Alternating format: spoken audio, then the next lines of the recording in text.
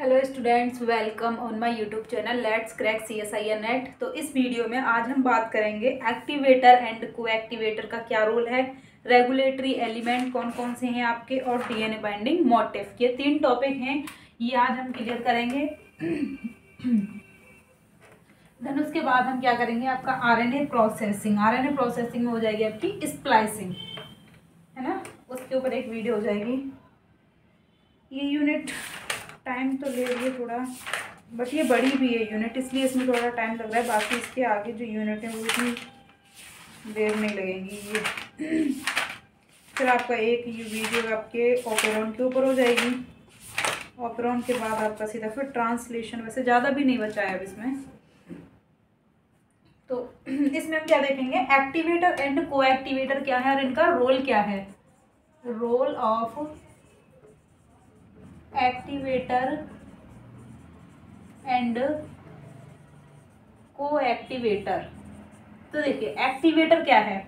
Normally जो activator हैं इनका रोल क्या है। एक्टिवेटर जब क्या हो जाते हैं, बाइंड हो जाएंगे रेगुलेटरी जो ट्रांसक्रिप्शन एलिमेंट हैं उनके साथ में। जब ये बाइंड हो जाते हैं तो जनरल लेवल से जो हमें ट्रांसक्रिप्शन देखने को मिल रहा है उससे हमें क्या देखने को मिलेगा, ज़्यादा देखने को मिलेगा। ये जो एक्टिवेटर हैं इनके पास में डोमेन पाए जाते हैं, डीएनए बाइंडिंग डोमेन होते हैं, जिनकी हेल्प से ये क्या होते हैं, डीएनए से बाइंड होते हैं। और ये जो कोएक्टिवेटर हैं, कोएक्टिवेटर को नाम से पता चल रहा है कि ये एक्टिवेटर के साथ बाइंड होते हैं। इनके पास में डीएनए बाइंडिंग डोमेन जो है वो एब्सेंट होता है। देन ये किसके साथ में बाइंड होते हैं, सीधा एक्टिवेटर के साथ में बाइंड होते हैं। तो देखिए activator is a regulatory transcription factor that promote the transcription initiation. Activator क्या है, रेगुलेटरी फैक्टर है। Activator is a regulatory factor. ये रेगुलेट कर रहा है मतलब कि हमें नॉर्मल नहीं है, ये रेगुलेटरी फैक्टर है। नॉर्मल जो मिल रहा है उसे हम कहेंगे जनरल ट्रांसक्रिप्शन, ठीक है, या जनरल ट्रांसक्रिप्शन फैक्टर होगा जिनकी हेल्प से ट्रांसक्रिप्शन होता है। रेगुलेटरी फैक्टर है that increase the transcription, increase the rate of transcription. ये क्या करेंगे, ट्रांसक्रिप्शन की रेट को इंक्रीज कर देंगे।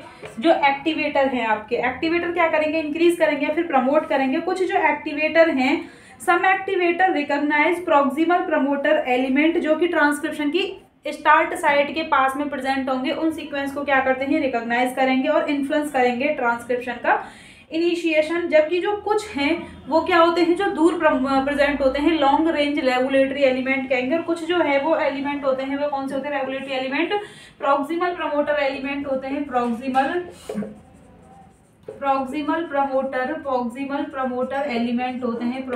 प्रमोटर एलिमेंट होते हैं। और कुछ जो होते हैं लॉन्ग रेंज रेगुलेटरी एलिमेंट होते हैं, लॉन्ग रेंज रेगुलेटरी एलिमेंट, ठीक है। प्रॉक्सिमल प्रमोटर एलिमेंट कहाँ होते हैं, नियर द स्टार्ट साइट, और ये कहाँ होते हैं, डिस्टेंस विद स्टार्ट साइट, ठीक है। ये दूर प्रेजेंट होंगे स्टार्ट साइट से। अब हम बात करें, ये जो एक्टिवेटर हैं, एक्टिवेटर के पास में 2 डोमेन होते हैं। एक तो होता है डीएनए बाइंडिंग डोमेन होता है और एक एक्टिवेशन डोमेन प्रेजेंट होता है। एक्टिवेटर हैव 2 डोमेन,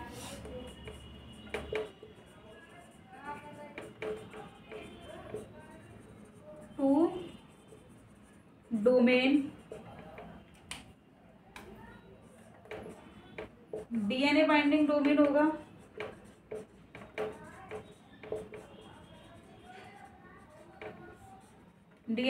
डोमेन होगा इसके पास में, और एक होगा एक्टिवेशन डोमेन।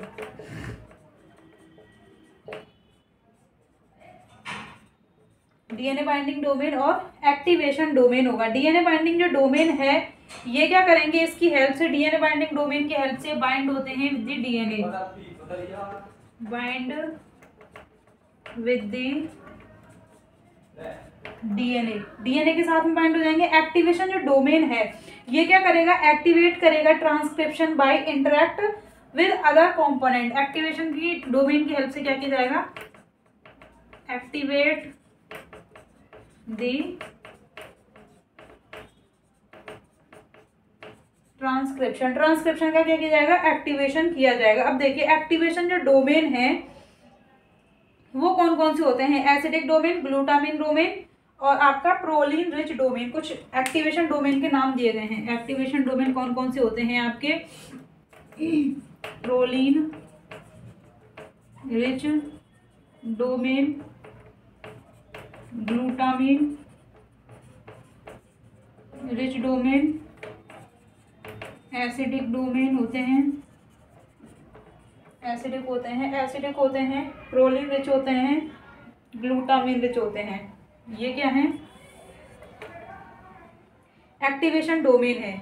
अब ये जो एक्टिवेटर है, एक्टिवेटर कैसे वर्क करता है वो बताया गया। एक्टिवेटर 3 वेज में वर्क करता है। क्रोमेटिन मॉडिफिकेशन कॉम्प्लेक्स को पहले रिक्रूट करेगा, देन क्रोमेटिन रीमॉडलिंग कॉम्प्लेक्स को ओपन करेगा, ओपन करने के बाद क्या करेगा, फिर जनरल ट्रांसक्रिप्शन फैक्टर्स को रिक्रूट करेगा एंड रिक्रूट करेगा protein complex that stimulate the transcription, initiation and elongation. First तो क्या करेगा, क्रोमेटिन मॉडिफिकेशन कॉम्प्लेक्स को रिक्रूट करेगा, देन क्या करेगा, प्रमोटर को ओपन करेगा। प्रमोटर को ओपन करने के बाद में जो जनरल ट्रांसक्रिप्शन फैक्टर्स हैं उनकी रिक्रूटमेंट करेगा, और कुछ जो स्टिमुलेटरी फैक्टर हैं जो कि हमें एक्टिवेटर है तो ये जनरल ट्रांसक्रिप्शन से ज़्यादा देखने को मिलेगा, तो कुछ स्टिमुलेटरी जो फैक्टर्स हैं ट्रांसक्रिप्शन के इनिशिएशन और इलोंगेशन को स्टिमुलेट करेंगे, उनकी रिक्रूटमेंट करेगा। तो यहाँ पे इसका जो एक्टिवेटर का इसका एग्जांपल दिया गया है गैलेक्टोज 4 का। इसका काम क्या है, ये किस वेज में काम करता है, ठीक है। तो फर्स्ट तो क्या करेगा, recruitment of chromatin modification complex, recruit the activation site,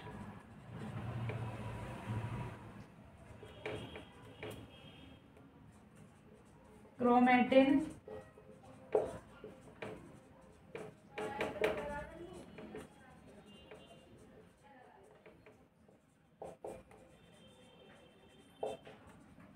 open the promoter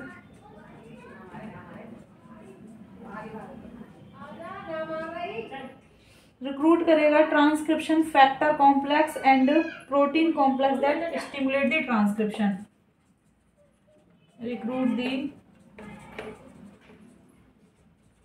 general transcription factor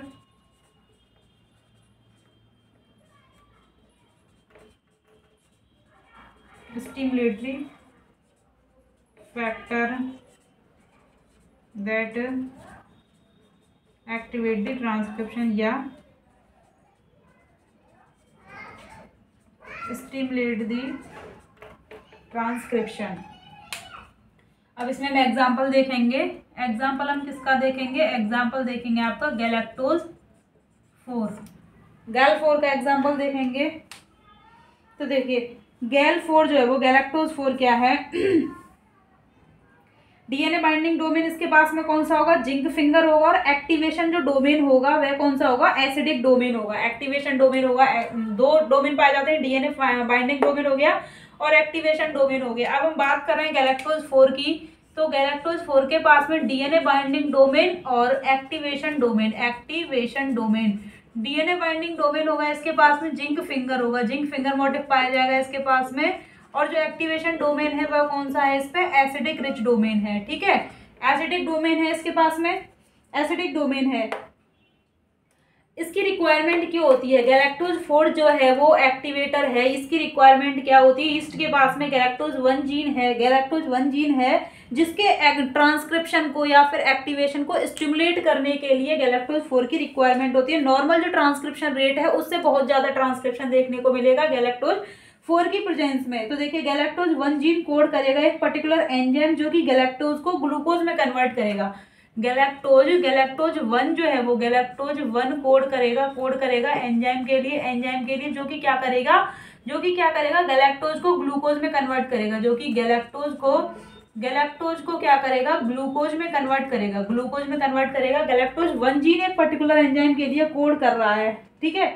यहाँ तक आपको कोई दिक्कत। अब ये जो गैलेक्टोज 4 प्रोटीन है ये अपस्ट्रीम प्रेजेंट होगा ट्रांसक्रिप्शन फैक्टर सेकंड बी के साथ में। तो गैलेक्टोज 4 की प्रेजेंस में ये जो ट्रांसक्रिप्शन है इस एंजाइम का वह क्या हो जाएगा, इंक्रीज हो जाएगा in the presence of galactose 4 the transcription rate of galactose 1 gene one gene क्या हो जाएगा, इंक्रीज हो जाएगा। गैलेक्टोज 4 का ट्रांसक्रिप्शन क्या हो जाएगा, इंक्रीज हो जाएगा। किसकी प्रेजेंस में, किसकी प्रेजेंस में, गैलेक्टोज 4 की प्रेजेंस में गैलेक्टोज 1 जीन जो एंजाइम के लिए कोड कर रही है उसका ट्रांसक्रिप्शन रेट क्या हो जाएगा, इंक्रीज हो जाएगा। यहाँ तक आपको कोई दिक्कत? ये हो गया आपका एक्टिवेटर। एक्टिवेटर क्या है, ये रेगुलेटरी फैक्टर्स होते हैं जिनके पास में दो प्रोक्सिमल सीक्वेंस या फिर लॉन्ग रेंज रेगुलेटरी एलिमेंट होते हैं।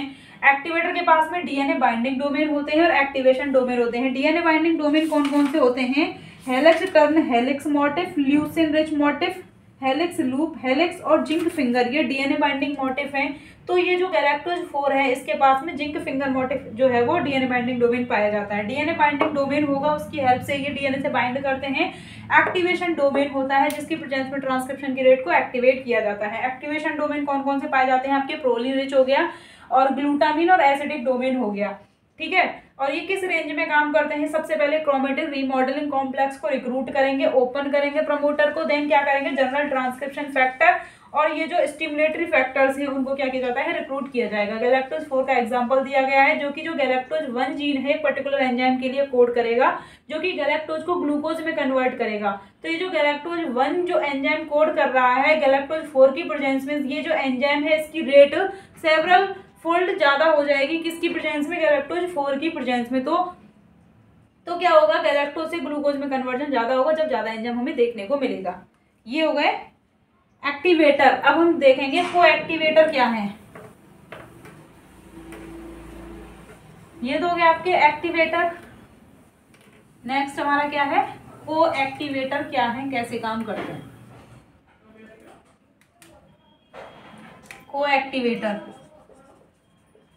को एक्टिवेटर, तो देखिए एक्टिवेटर तो इसके पास में डीएनए बाइंडिंग डोमेन प्रेजेंट होता है, जबकि जो को एक्टिवेटर है, को एक्टिवेटर के पास में क्या नहीं होता है, इसके पास में लैक डीएनए बाइंडिंग डोमेन, इसके पास में क्या नहीं होता है, डीएनए बाइंडिंग डोमेन इसके पास में नहीं होते हैं। को एक्टिवेटर के पास में नॉर्मली किससे जाकर के बाइंड होते हैं, को एक्टिवेटर जो होते हैं bind the activator, not bind directly to DNA. ये डायरेक्टली डीएनए के साथ में बाइंड नहीं होते हैं। को एक्टिवेटर के पास में डीएनए बाइंडिंग डोमेन नहीं पाया जाता है। एंड नॉट ट्रांसक्रिप्शन फैक्टर, को एक्टिवेटर प्रोटीन होते हैं जो कि क्या करते हैं, इंक्रीज करते हैं। को एक्टिवेटर क्या है, जनरली ये क्या है, प्रोटीन्स हैं, प्रोटीन्स हैं that increase the rate of transcription.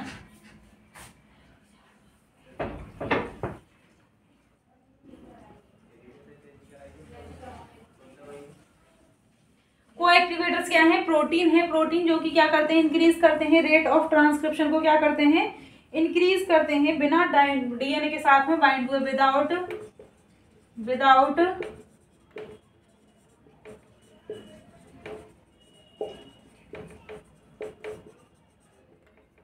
Without directly bind with DNA, ठीक है। ये बाइंड होते हैं ट्रांसक्रिप्शन फैक्टर्स के साथ में बाइंड होते हैं। को एक्टिवेटर जो होते हैं इनको दो क्लासेस में डिवाइड किया है, chromatin modification complex and chromatin remodification complex. Chromatin modification and chromatin remodelling complex में क्या किया गया है, इनको दो कॉम्प्लेक्स में डिवाइड किया गया है। को एक्टिवेटर्स जो है वो को एक्टिवेटर्स को दो क्लासेस में डिवाइड किया गया है, chromatin modification complex, chromatin modification complexes and chromatin remodelling.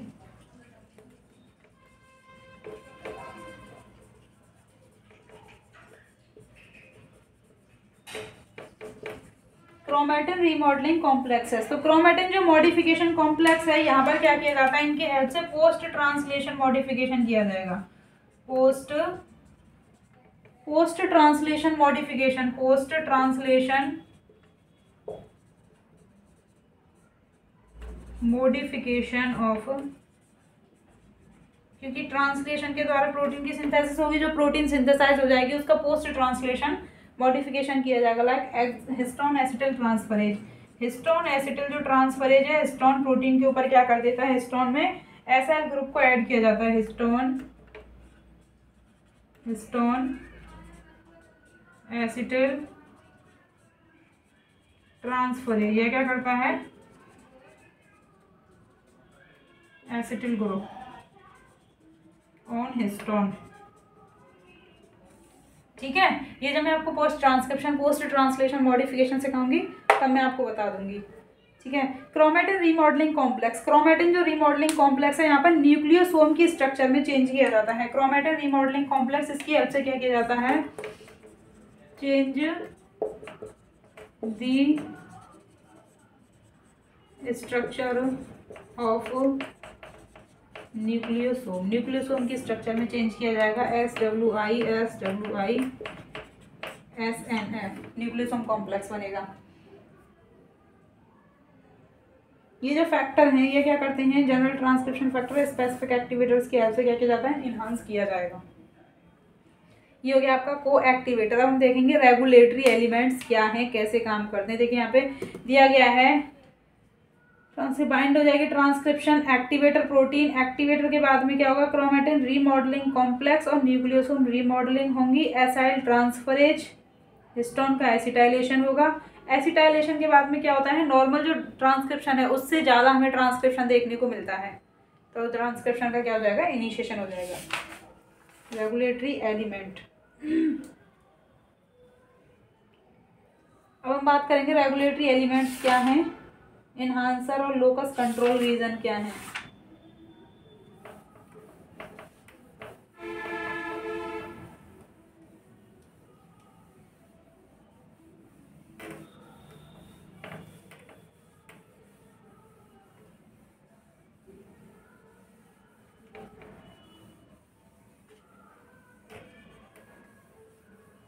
यहाँ तक आपको कोई दिक्कत हो, आपको कोई टॉपिक में कंफ्यूजन हो, आप कमेंट कर सकते हैं, मैं उसके बाद आपको रिप्लाई कर दूंगी। या फिर दोबारा से किसी को समझ में नहीं आ रहा हो तो वो टॉपिक फिर से करा दूंगी, ऐसे कोई इशू नहीं है। ठीक है, बस आप वीडियो देखें और अपनी स्टडी मेरे चैनल से कंटिन्यू करके रखें।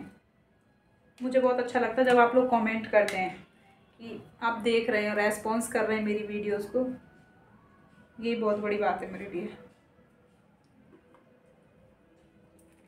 तो देखिए रेगुलेटरी जो एलिमेंट है ये हम बात करेंगे क्या है, कैसे वर्क करते हैं। इसमें रेगुलेटरी एलिमेंट्स में इन्हांसर्स क्या हैं, जैसे हमने एक्टिवेटर देखा वैसे ही इन्हांसर्स हैं। साइलेंसर क्या है, लोकस कंट्रोल रीजन क्या है। तो देखिए एक्सप्रेशन जीन का रेगुलेट किया जाएगा 100 of sequence specific DNA binding protein.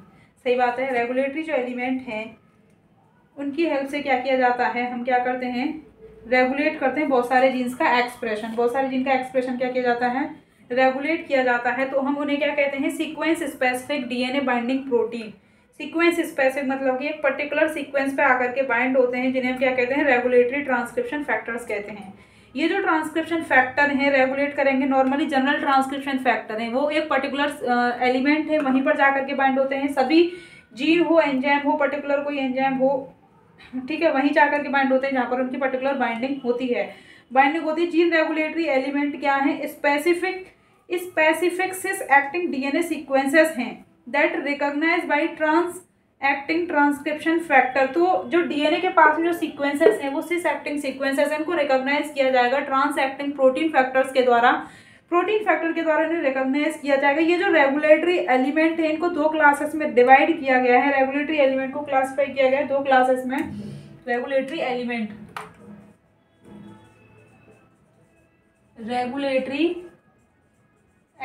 इनको दो क्लासेस में डिवाइड किया गया है। दो क्लासेस में इनको डिवाइड किया गया है, एक है आपके प्रॉक्सिमल प्रमोटर एलिमेंट और दूसरे हैं long range regulatory element. Proximal promoter element और दूसरे हैं लॉन्ग रेंज के regulatory element. Long range regulatory element, तो प्रॉक्सिमल प्रमोटर एलिमेंट और long range regulatory element. Proximal जो प्रमोटर एलिमेंट हैं, ठीक है, ये कहाँ होते हैं, 70 से 200 बेस पेयर अप स्ट्रीम होते हैं। इसमें हो गए आपके CAAT और GC बॉक्स।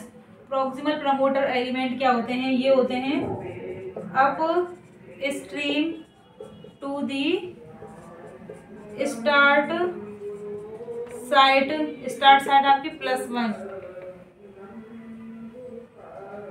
स्टार्ट साइट से अपस्ट्रीम होते हैं।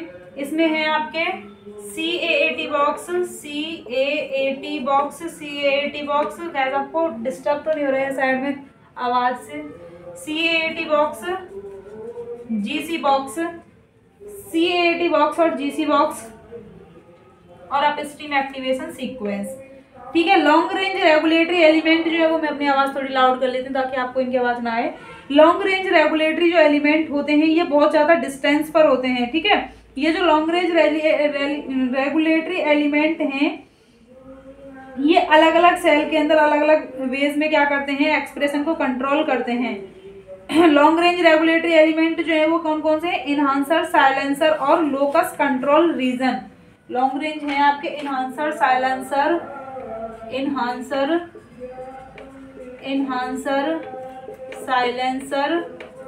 और locus control reason.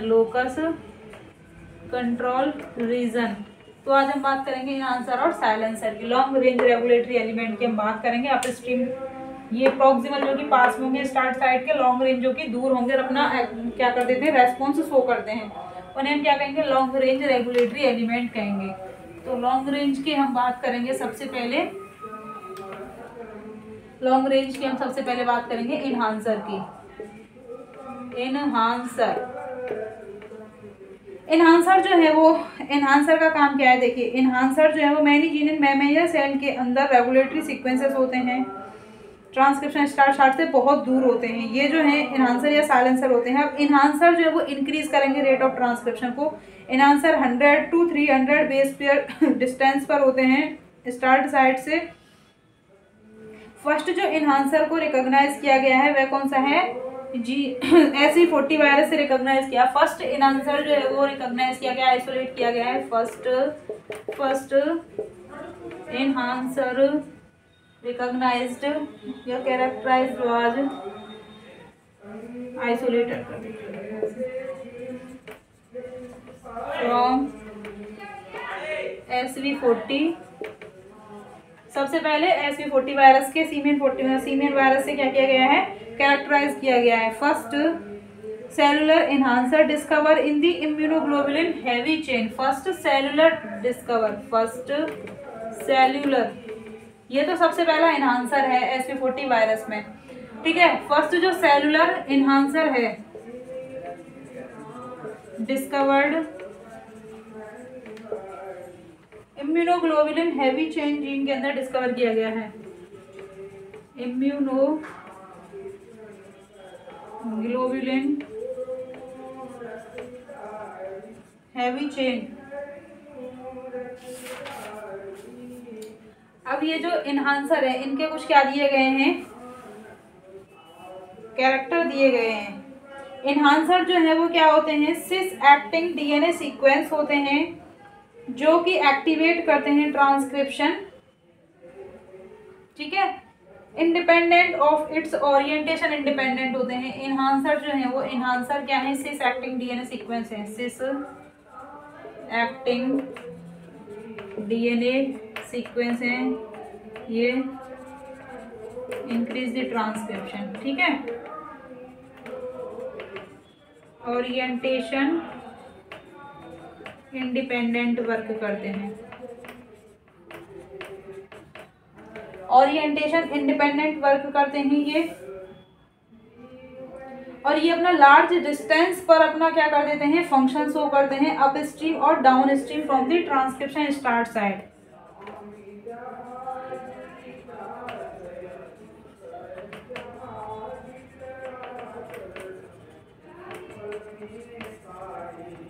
Large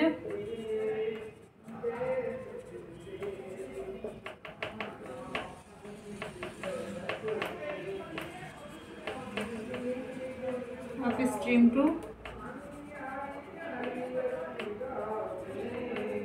down stream और अप स्ट्रीम क्या करते हैं, ये शो करते हैं अपना फंक्शन। अब देखिए एनहांसर क्या करेगा, स्टिमुलेट करेगा।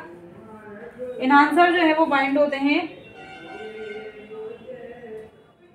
Enhancer stimulate transcription in a cell specific manner. Transcription factor bind होंगे एनहांसर के साथ में, ठीक है, ट्रांसक्रिप्शन फैक्टर बाइंड हो जाएंगे। कोई फंडामेंटल डिफरेंस नहीं है एक्शन ऑफ एनहांसर और सिस एक्टिंग रेगुलेटरी सीक्वेंसेस जो कि ट्रांसक्रिप्शन की स्टार्ट साइड के पास में बाइंड होते हैं।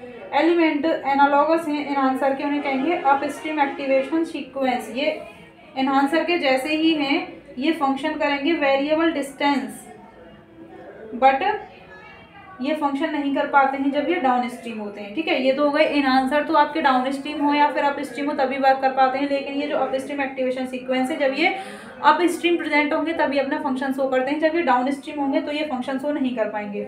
अब देखिए एनहांसर जो है वो पॉजिटिवली रेगुलेट करेंगे प्रमोटर को इन अ डिस्टेंस और ओरिएंटेशन इंडिपेंडेंट मैनर में, ओरिएंटेशन इंडिपेंडेंट मैनर में एंड डिस्टेंस में, कितनी भी दूर हो डिस्टेंस और ओरिएंटेशन इंडिपेंडेंट मैनर में क्या करते हैं एनहांसर अपने वर्क शो करते हैं। एनहांसर क्या करते हैं, एक्टिवेट करेंगे ट्रांसक्रिप्शन। उनके पास में दो एलिमेंट होते हैं एनहांसर के पास में, enhancer once an enhancer find its promoter, जब एनहांसर अपने प्रमोटर को फाइंड कर लेता है तो दो एलिमेंट इंटरेक्ट करते हैं एनहांसर के साथ में और प्रमोटर बॉन्डिंग फैक्टर के साथ में, लीडिंग टू जीन एक्टिवेशन, जिसके थ्रू क्या किया जाता है, जीन का एक्टिवेशन किया जाता है। लेकिन देखिए हम बात कर रहे हैं ओरिएंटेशन इंडिपेंडेंट मैनर में और डिस्टेंस मैनर में कैसे वर्क करता है एनहांसर। देखिए एनहांसर एक पर्टिकुलर जीन के ट्रांसक्रिप्शन की रेट को इनिशिएट करेगा, तो बहुत सारे जीन होंगे, तो इस में आपको ये होगा कि बीच के जो जीन है इनको कैसे क्या किया जाएगा, रेगुलेट करेगा। तो इसके पास में क्या होता है, इंसुलेटर होता है। इंसुलेटर की हेल्प से क्या होगा, एक पर्टिकुलर जो जीन है उसी के बीच में और प्रमोटर के बीच में एक्टिवेशन होता है, बाकी जो जीन है उनके जो उनसे इंटरेक्ट ना कर पाए उसको क्या कर दिया जाता है, ब्लॉक कर दिया जाता है। तो उसे हम कहेंगे एनहांसर ब्लॉकर कहेंगे, एनहांसर ब्लॉकर कहेंगे। और साइलेंसर के पास में क्या होता है, उसे बैरियर कहा जाता है। साइलेंसर को जो ब्लॉक करता है, साइलेंसिंग को उसे क्या कहा जाता है, बैरियर कहा जाता है। तो देखिए इंसुलेटर जो है वो ये डिसरप्ट करते हैं कम्युनिकेशन बिटवीन एनहांसर और प्रमोटर के बीच में, जब between the two when position जब कहाँ हो between two enhancer blocker and insulator located होते हैं। देखिए मैं आपको समझाऊं, इंसुलेटर क्या करते हैं, disrupt the communication between enhancer and promoter, between two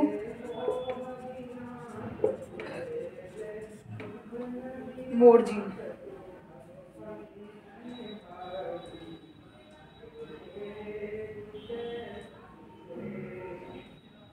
जब दोनों के बीच में प्रेजेंट होगा ये, ठीक है, when position between their two, जब इन दोनों के बीच में between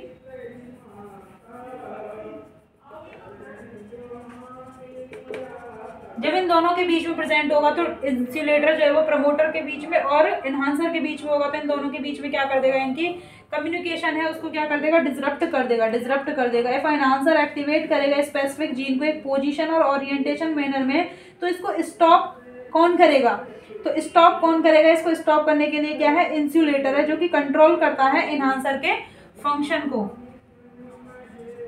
insulator control the function या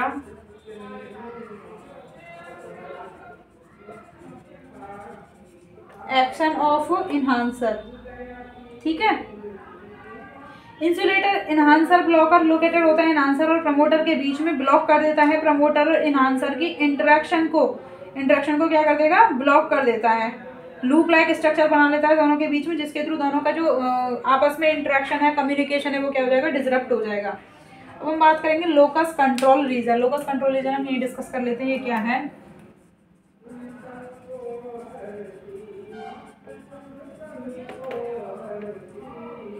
लोकस कंट्रोल रीजन है, ये सिस एक्टिंग डीएनए के सीक्वेंसेस हैं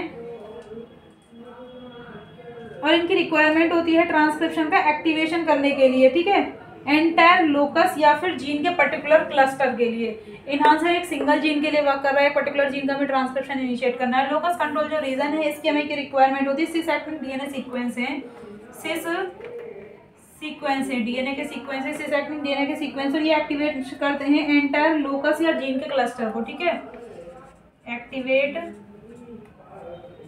दी एंटायर लोकस या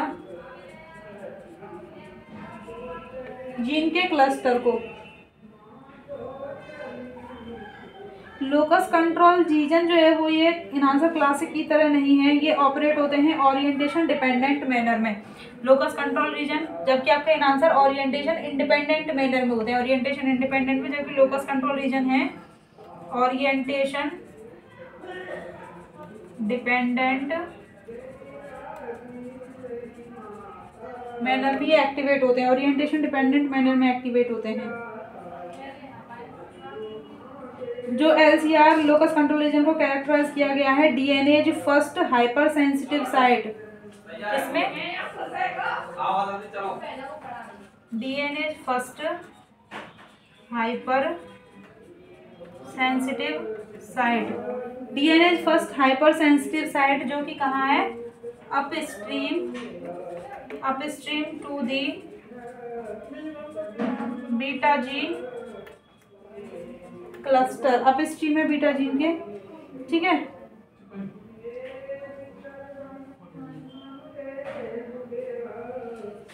नेक्स्ट हमारा टॉपिक है डीएनए बाइंडिंग मोटिफ। ये आपका कंप्लीट हो गया लोकस कंट्रोल रीजन और आपके long range regulatory. Long range regulatory में आपके हैं इन्हांसर और साइलेंसर। इन्हांसर जो सबसे पहले इसको सीमियन वायरस के अंदर आइसोलेट किया गया। सेलुलर जो इन्हांसर सबसे पहले डिस्कवर किया गया इम्यूनोग्लोबुलिन हैवी चेन के अंदर। ये कैसे वर्क करते हैं, सिस एक्टिंग डीएनए की सीक्वेंस है, डिस्टेंस और ओरिएंटेशन इंडिपेंडेंट मैनर में वर्क करते हैं। लार्ज डिस्टेंस पर अपना क्या कर देते हैं, अपस्ट्रीम हो या फिर डाउन स्ट्रीम, जबकि आपकी जो अपस्ट्रीम कंट्रोल सीक्वेंसेस थे वो कैसे थे, अपस्ट्रीम ही वर्क करते थे, डाउन स्ट्रीम वर्क नहीं कर देते। इंसुलेटर का काम क्या है, इंसुलेटर जो है वो एक बार जब एक्टिवेशन हो जाए तो उसको डिसरप्ट किसके द्वारा किया जाएगा, प्रमोटर और एनहांसर के बीच में प्रेजेंट होता है इंसुलेटर, जिसे क्या कहा जाता है, एनहांसर ब्लॉकर कहा जाता है या फिर साइलेंसर की तरह एक्ट करता है। लोकस कंट्रोल जो रीजन है सिस एक्टिंग डीएनए के सीक्वेंसेस हैं, लेकिन ये सिस एक्टिंग है लेकिन ओरिएंटेशन डिपेंडेंट मैनर में वर्क करते हैं। सबसे पहले इनको कहाँ डिस्कवर किया गया, डीएनए-1 हाइपर सेंसिटिव साइट जो कि बीटा जीन क्लस्टर के अंदर है, ठीक है। अब हम देखेंगे डीएनए बाइंडिंग मोटिफ कौन कौन से हैं। डीएनए बाइंडिंग मोटिफ आपके अंदर दिए गए हैं बुक में, helix turn, helix loop, helix leucine zip और leucine finger, zinc finger motif. Then आपका टॉपिक क्या हो जाएगा, कंप्लीट हो जाएगा।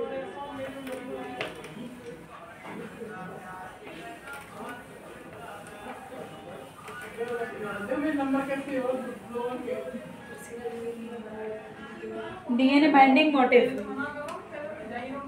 डीएनए बाइंडिंग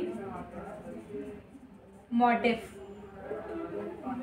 डीएनए बाइंडिंग जो प्रोटीन है, ट्रांसक्रिप्शन फैक्टर जो कि डीएनए के साथ में जाकर के बाइंड होते हैं, शॉर्ट न्यूक्लियोटाइड को रिकॉग्नाइज करते हैं, ठीक है। तो जो डीएनए बाइंडिंग है, डीएनए बाइंडिंग जो प्रोटीन है ये बाइंड करते हैं डीएनए के बेस पेयर्स के साथ में, मेजर ग्रुप के साथ में बाइंड होते हैं, हाइड्रोजन बॉन्डिंग प्रोवाइड की जाती है, सीक्वेंस स्पेसिफिक कॉन्टैक्ट। तो कौन कौन से दिए गए, leucine zip, helix loop, helix turn, helix और आपका zinc finger motif. Helix turn, helix motif, first है आपका helix turn, helix motif. Helix हो गया आपका अल्फा हेलिक्स बीटा टर्न, मतलब कि सबसे पहले होगी एक अल्फा हेलिक्स सीट होगी, अल्फा हेलिक्स बीटा टर्न, और देन फिर क्या हो गई अल्फा हेलिक्स, ये सीट है, ये हो गई सीट। यहाँ हो गया आपका सी डबल ओ एस, सी टर्म हो गया और एन टर्म हो गया अमोनिया, ठीक है, NH3। ये हो गई बीटा, ये हो गई अल्फा। ये जो अल्फा हेलिक्स है ये किसकी तरह वर्क करती है, रिकॉग्निशन हेलिक्स की तरह वर्क करती है, रिकॉग्निशन हेलिक्स है। और ये हो गया आपका बीटा टर्न हो गया। तो देखिए हेलिक्स टर्न, हेलिक्स जो है वो ये प्रेजेंट होता है प्रोकैरियोट और यूकैरियोट के अंदर, और ये सबसे पहले कहाँ पर आइडेंटिफाई किया गया, ये हेलिक्स टर्न हेलिक्स जो है वो first DNA binding structure identify किया गया। ये क्या है, first DNA binding, first DNA binding structure है, फर्स्ट डीएनए बाइंडिंग स्ट्रक्चर जो कि आइडेंटिफाई की गई है, आइडेंटिफाई किया गया। इसके पास में क्या होता है, दो अल्फा हेलिक्स होते हैं जो कि बीटा टर्न के द्वारा सेपरेट किए जाते हैं। यहाँ पर क्या होते हैं, दो अल्फा हेलिक्स जो कि रिकॉग्निशन की तरह काम करते हैं। Separated by beta turn, beta turn के द्वारा दो अल्फा हेलिक्स को सेपरेट किया जाएगा, हेलिक्स को सेपरेट किया जाएगा। बीटा टर्न जो है इसमें क्या होते हैं, ग्लाइसिन अमाइनो एसिड होता है। बीटा टर्न में कौन सा अमाइनो एसिड है, ग्लाइसिन अमाइनो एसिड प्रेजेंट होते हैं टर्न के अंदर। ग्लाइसिन और प्रोलिन वैसे भी क्या है, हेलिक्स ब्रेकर कहा जाता है इनको। जो टर्न है, कॉन्जुगेशन होता है फर्स्ट अल्फा हेलिक्स और सेकंड अल्फा हेलिक्स के बीच में। ये अल्फा हेलिक्स किसी तरह काम करते हैं, रिकॉग्निशन की तरह काम करते हैं। 20 या ज़्यादा अमाइनो एसिड की लेंथ होती है।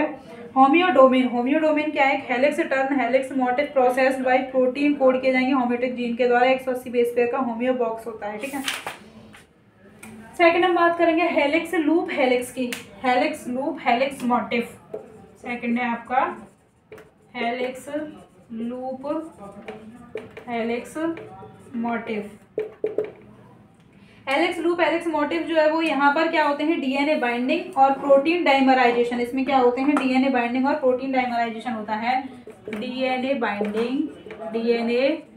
बाइंडिंग एंड प्रोटीन का डाइमराइजेशन होता है, protein dimerisation, DNA binding and protein dimerisation होगा यहाँ पे।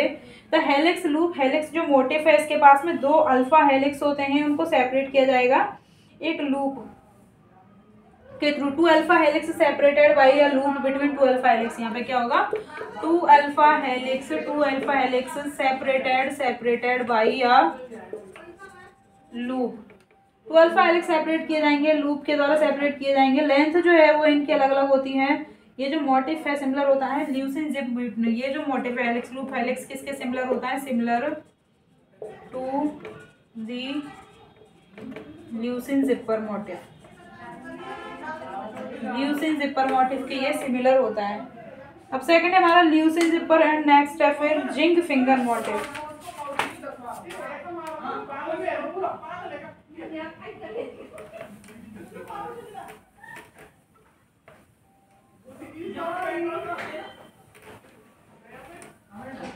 Leucine zipper motif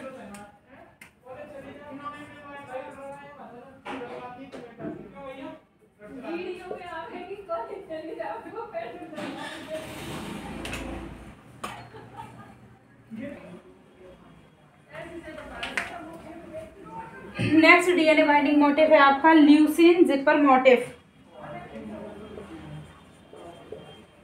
leucine zipper motif, leucine zipper motif जो है वो इसके पास में डीएनए बाइंडिंग डोमेन और डाइमराइजेशन दोनों होते हैं। इसके पास में क्या होता है, डीएनए बाइंडिंग डोमेन और protein dimerisation, protein dimerisation. DNA binding domain और प्रोटीन डाइमराइजेशन होते हैं। दो जो राइट हैंडेड अल्फा हेलिक्स हैं वह पार्टिसिपेट करती हैं इसमें हेलिक्स लाइक स्ट्रक्चर बनाने में। And terminal domain DNA binding domain है जिसमें क्या होते हैं, positively charge leucine rich amino acid होते हैं।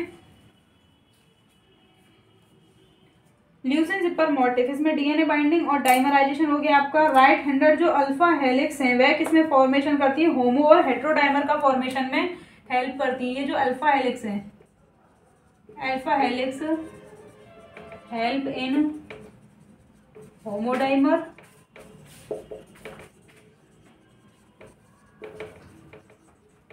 हेट्रोडाइमर formation.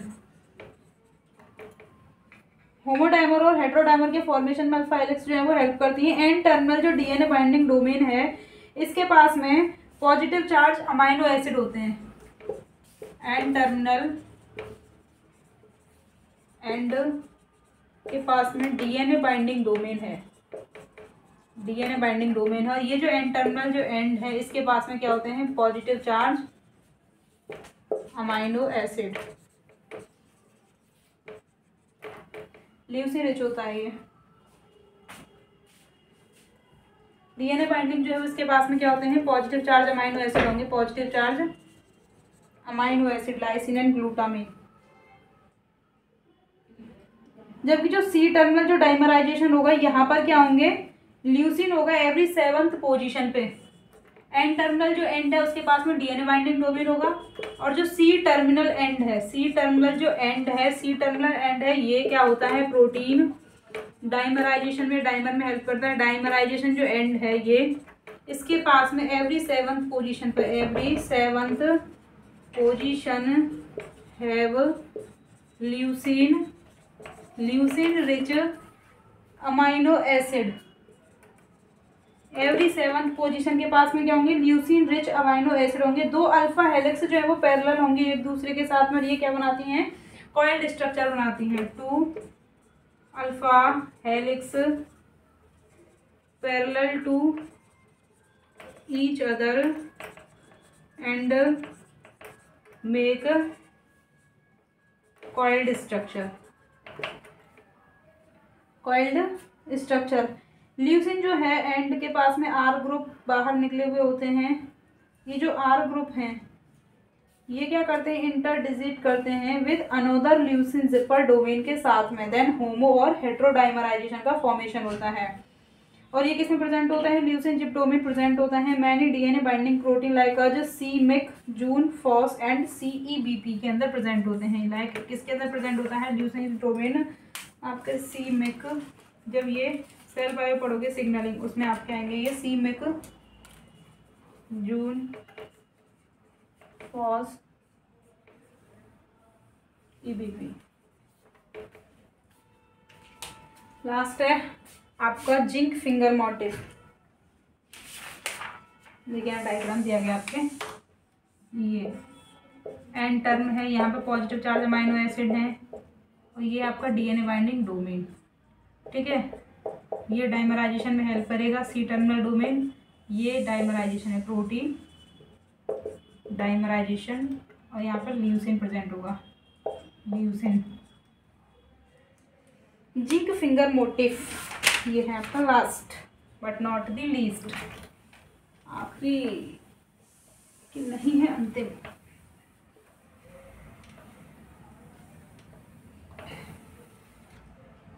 Zinc finger motive,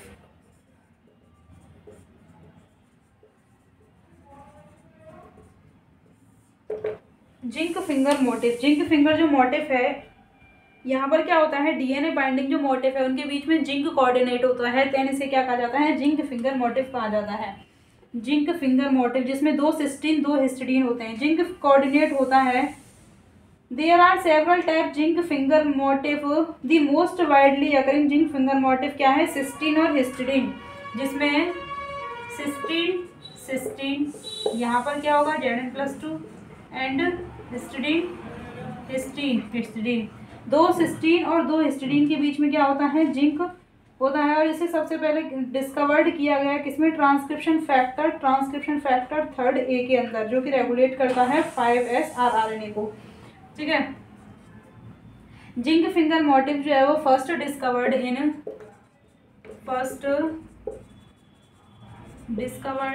in transcription factor 3rd A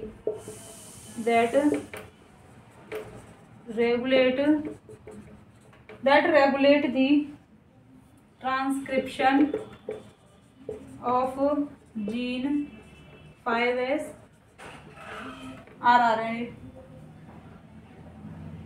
okay, zinc finger motif क्या करता है, कॉम्पैक्ट ग्लोबुलर डोमेन बनाता है, कोऑर्डिनेट होता है सिस्टीन और हिस्टिडीन के साथ में। जिंक फिंगर मोटिव के अंदर क्या होता है, zinc coordinated with cysteine and histidine make a compact globular domain.